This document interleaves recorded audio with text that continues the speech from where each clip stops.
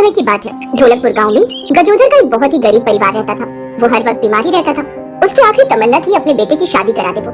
मनोज बेटा, पता नहीं ऊपर वाले का बुलावा कब आ जाए, उससे पहले मैं अपनी बहू का चेहरा देख लेना चाहता हूँ। ऐसा मत बोलिए आप, सब ठीक हो जाएगा।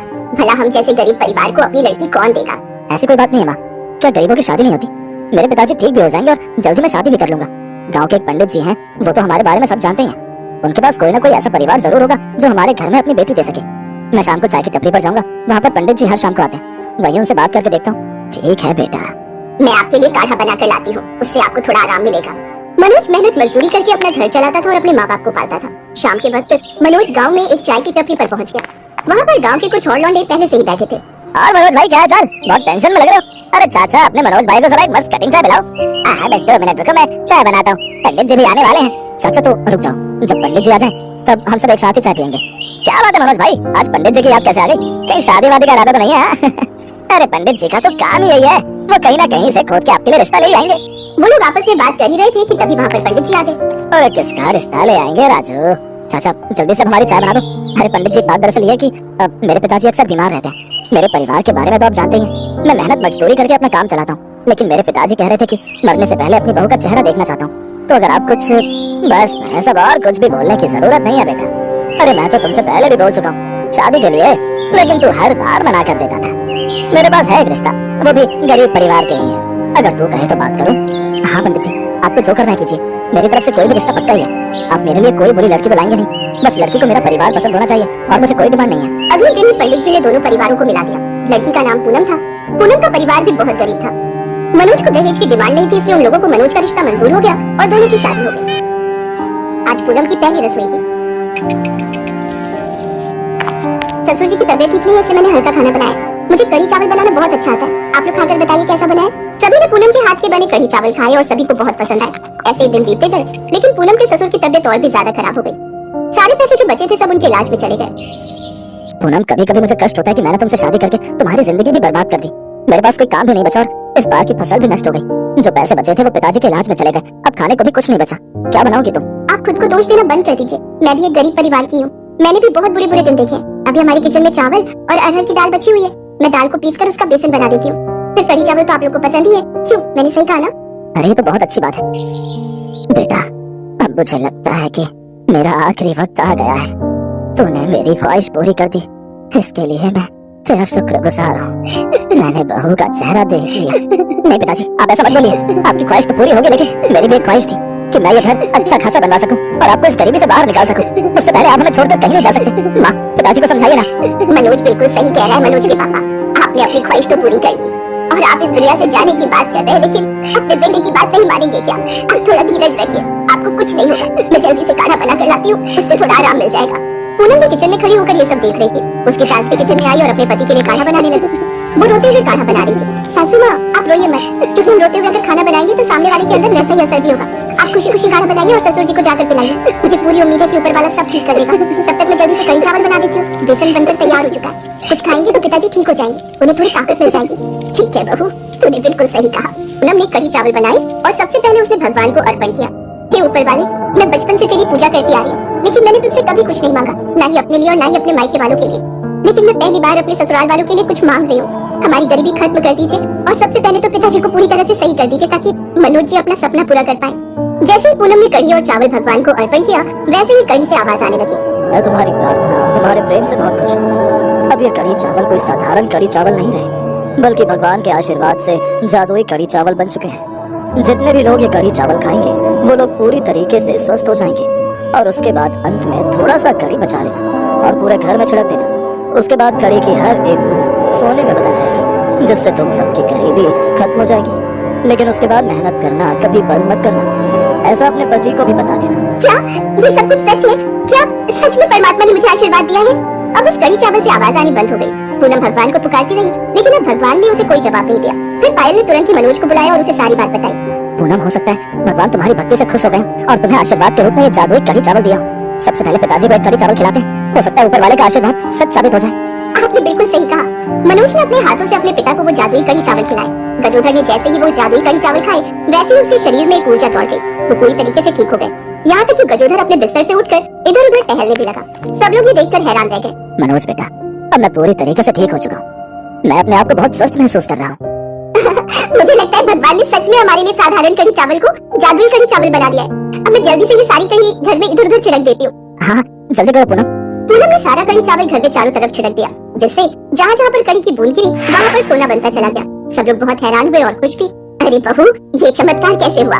मनोज ने सब कुछ अपने माता पिता को बता दिया। उसके बाद मनोज ने सारा सोना इकट्ठा किया, उसे बेचकर अपना एक घर बनवाया। सोने का कुछ हिस्सा बचाकर उसने भगवान की सोने की ही मूर्ति बना दी। पूनम, आज मुझे पता चल गया कि अगर सच्ची श्रद्धा और भक्ति से ऊपर वाले की प्रार्थना करो तो वो जरूर सुन लेता है और कोई ना कोई चमत्कार जरूर करता है। ये सारा कमाल तुम्हारी जादुई कढ़ी और चावल का है। आज हमारी गरीबी खत्म हो गई और ससुर जी भी पूरी तरह से ठीक हो गए। अब इस गांव में या आसपास जितने भी गरीब और परेशान लोग होंगे उन सबकी हम मदद किया करेंगे, तभी ऊपर वाला हमारी मदद करेगा। बहू, हम धन्य हो गए तुझे पाकर। उन लोगों ने बड़ा सा घर बना लिया और इस तरह अब वो लोग अपनी जिंदगी खुशी खुशी बिताने लगे। मंगरू हर रोज शेफाली की तारीफ करता था। मंगरू पूरा दिन काम करके थका हारा घर आता था और कहता था, शेफाली, खाने में आज क्या है? आज कढ़ी चावल बनाई हो जी। वाह, जल्दी खाना लगाओ, बहुत भूख लगी है। शेफाली के हाथों की कढ़ी चावल खाकर मंगरू पागल ही हो जाता था। वाह शेफाली वाह, तुम्हारे हाथों में तो जादू है। दुनिया का बेस्ट कढ़ी चावल बनाती हो तुम। आप भी ना कुछ भी बोलते हो। सच बोल रहा हूँ, मैं तो सोच रहा हूँ कि ये सब मजदूरी में कुछ नहीं रखा है। ये सब छोड़, मैं खाना डिलीवरी का काम शुरू करूंगा। अच्छा, और खाना कौन बनाएगा? क्यों, तुम बनाओगी ना मस्त कढ़ी चावल। कढ़ी चावल बेचकर ही हम करोड़पति बन जाएंगे। करोड़पति? जेब में फूटी कौड़ी नहीं है और करोड़पति बनने का सपना देख रहे हो? गरीबों के लिए सपने से बड़ा और है ही क्या। एक दिन आराम की जिंदगी गुजारने का सपना देखते देखते गरीब लोग पूरी जिंदगी गुजार देते हैं और भेड़ बकरियों की तरह मर जाते हैं। लेकिन उनमें से कुछ लोग गरीबी से बाहर निकल पाते हैं। मंगरू को भी गरीबी से बाहर निकलना था, अपनी बीवी बच्चों को अच्छी जिंदगी देनी थी। वो सपना देखता रह गया। कुछ साल गुजर गए और मंगरू के 2 बच्चे हो गए, 1-2 साल की बेटी और एक नवजात बेटा। मंगरू मजदूरी छोड़ नहीं पाया और एक दिन काम करते करते ही ऊंचाई से गिरने की वजह से उसकी मौत हो गई। नहीं, ये क्या हुआ? हे भगवान, क्या हुआ ये? हमें छोड़कर वो क्यों चले गए? जिस कंपनी के लिए मंगरू काम करता था उसका मालिक मदन लाल बहुत घटिया आदमी था। उसने सोचा, ये मंगरू की बीवी ने हम पर केस कर दिया तो हमें बहुत सारा पैसा देना होगा। उससे अच्छा है कि मंगरू और उसकी बीवी पर केस कर देता हूँ। मदन लाल ने मरे हुए मंगरू पर झूठा आरोप लगाया और 2 दिन में शेफाली के पास पुलिस आ गई। शेफाली की बेटी मुन्नी पुलिस देखकर डर गई।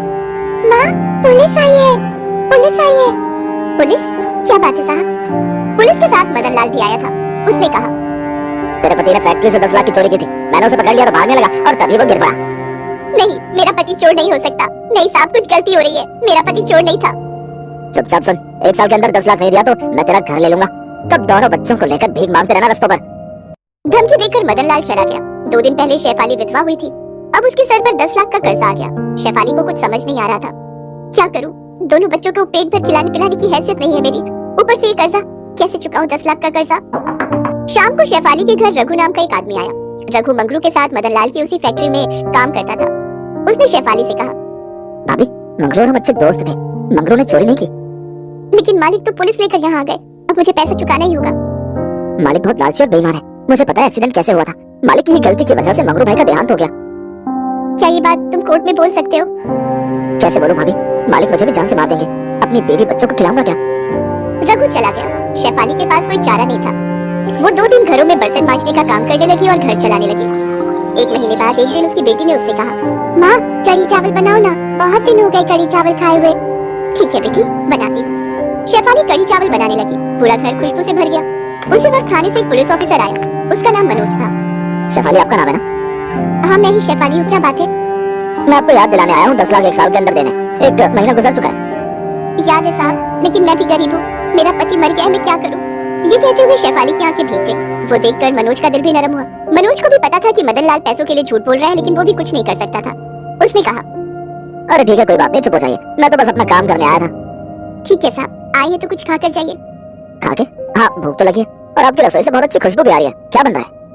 कढ़ी चावल। माँ कढ़ी चावल बना रही है। माँ दुनिया का बेस्ट कढ़ी चावल बनाती है। एक बार खाओगे तो पूरी जिंदगी याद रखोगे। अच्छा, ऐसी बात है क्या? तो फिर टेस्ट कराइए शेफाली जी। शेफाली ने मनोज को कढ़ी चावल दिया। वो चखकर मनोज के होश उड़ गए। अरे भाई, ये तो सच में दुनिया का बेस्ट कढ़ी चावल है। इतना स्वादिष्ट कढ़ी चावल मैंने कभी नहीं खाया। क्यों? कहा था ना। शेफाली जी, आप हमारे पुलिस स्टेशन में खाना डिलीवरी क्यों नहीं करती? पुलिस स्टेशन में एक होटल से बकवास खाना आता है, न स्वाद है और ना ही वो खाने काम बंद करता है। खाना डिलीवरी? हाँ मतलब। ये सुनकर शेफाली को मंगरू की बातें याद आई। सच बोल रहा हूँ, मैं तो सोच रहा हूँ कि ये सब मजदूरी में कुछ नहीं रखा है, ये सब छोड़ मैं खाना डिलीवरी का काम शुरू करूंगा। अच्छा, और खाना कौन बनाएगा? तुम बनाओगी ना मस्त कढ़ी चावल बेचकर ही हम करोड़पति बन जाएंगे। ये सोचते हुए शेफाली की आंखों में आंसू आ गए।